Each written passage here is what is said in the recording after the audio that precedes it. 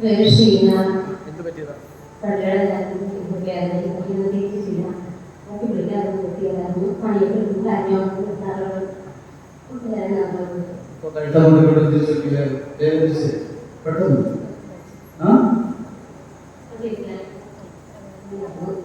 ഇപ്പൊ തിരിക്കാൻ പറ്റുന്നില്ല, അല്ലെങ്കിൽ തിരിക്കാൻ പറ്റില്ല. ഇവിടെ ഇരുന്നപ്പോഴും അങ്ങനെയായിരുന്നു. ഇവിടെ ഇരുന്നപ്പോഴും ഇടക്കിടയ്ക്ക് ഇങ്ങനെ കഴിക്കുന്നതിനെ സാമർത്ഥ്യം നോക്കിയാണ് വരുന്നത്. പൊട്ടിപ്പോകുന്ന വേദന ഉണ്ടായിരുന്നു. ഇപ്പൊ നോക്കി വന്നിട്ട് കൈകൊന്നില്ല. അതൊക്കെ